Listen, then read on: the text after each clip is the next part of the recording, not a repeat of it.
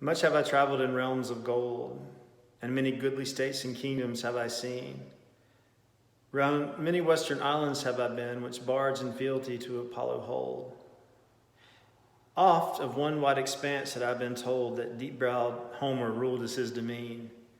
Yet never did I breathe its pure serene till I heard Chapman sing out loud and bold. Then felt I like a watcher in the skies when a new planet swims into his ken, or like stout Cortez when with eagle eye he stared at the Pacific, and all his men looked at each other in wild surmise, silent upon a peak in Darien.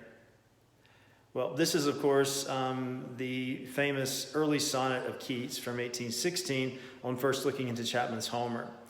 And the poem has a very interesting backstory that will lead us to an important insight into how Keats's imagination worked. So, 1816, Keats is living in London. He is studying to be a doctor. His good friend from back in the days of Enfield Academy, Charles Cowden Clarke, is also in London. And the two young men often will spend an evening together reciting poetry to one another. Well, on one of these evenings, Clarke got hold of a folio of George Chapman's translation of Homer's The Odyssey. Chapman was a great early modern or Renaissance translator. His version of Homer has a kind of rough, dynamic concreteness that was greatly valued by the Romantic age. Coleridge admired the poem greatly. Lamb loved it as well.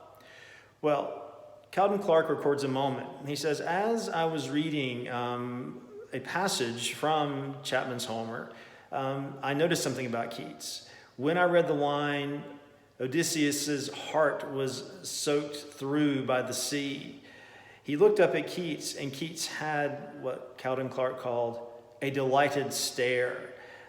This sense that the line describing a man who is soaked through, not just bodily, but also in his very emotional seat, his heart, struck Keats as a very powerful way to describe the sorrow of a man who has been long gone from home and is overwhelmed by that sadness.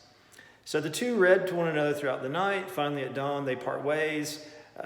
Keats walks all the way back to his dwelling in London, and without going to bed at all, he writes out the entire sonnet, and he sends it by post to his friend.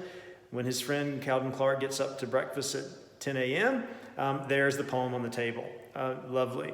Keats only changed a word or two before he published it. So the poem obviously is about a certain kind of reading, a very visceral, intense reading, where you enter fully into the imagery of the poem, as if the poem itself soaks you through the heart. Keats, on another occasion, upon running into a friend in the street, said, I love the work of Spenser. I especially like his image of the sea shouldering whale.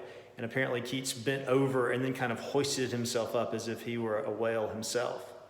Keats had a great skill for imitating other people. He actually said he could imagine his way into anything. He said, I know what it feels like to be a billiard ball. I understand the roundness and the the roundness and the volubility and the rapidity of it. He once wrote to a friend that the great poets should really have no self, should have no ego. In contrast to the egotistical sublime of someone like Wordsworth, Keats believed that the poet properly should go out into his subject, not take the subject into him. And this is why he admired Shakespeare so much, calling Shakespeare ultimately a chameleon poet who becomes his characters. When you read a Shakespeare play, you can't find Shakespeare in it. He is Imogen, he is Iago, he is Macbeth, he is Lear, he is Rosalind. So for Keats, the imagination at its most powerful is at its most empathetic, when it enters fully into the otherness of the subject. If the subject is a poem, then you live into the poem. If the subject is an object, you live into the object. So we can think of Ode on a Grecian Urn in this regard, just as the poet invests the urn itself with so much energy, so we, in reading the poem becomes like an urn, and properly we invest it with energy, and we ourselves are stunned, struck, and enjoy a delighted stare.